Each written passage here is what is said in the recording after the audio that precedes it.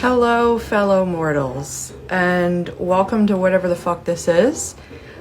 Who knows if I'm even gonna keep up with this? We don't know, but we're gonna give it a shot. I thought I would start off this little reel series by answering a question that I hate. It's actually... I had a fuzzy. It's actually my most frequently asked question, and that is, what is a death doula? If I'm in the right company, I answer this question with a joke, and that joke is getting very old to me, but it's funny to people who are hearing it the first time. That joke is, do you know what a birth doula is? 99% of people will say, yeah, I know what a birth doula is.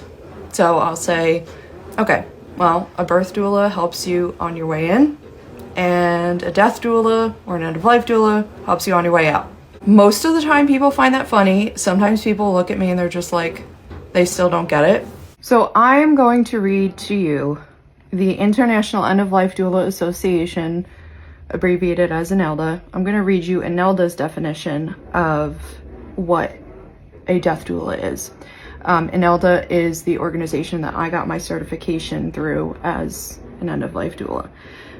So, INELDA defines a death doula as a non-medical companion who provides personalized and compassionate support to individuals, families, and their circles of care as they encounter and navigate death, loss, and mortality.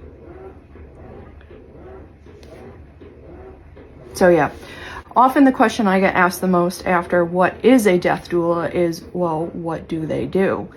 And that question is probably even harder to answer. It really depends on what the dying person and or their loved ones are looking for.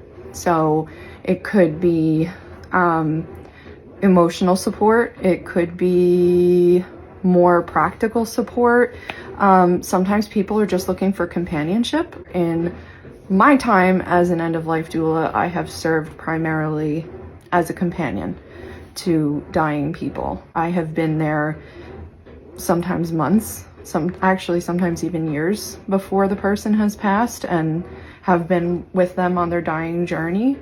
I've also even been called to the bedside of patients hours before they pass.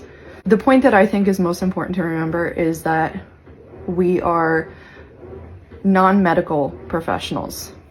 So much of a dying person's team is made up of medical professionals, doctors, nurses, and then there's social workers.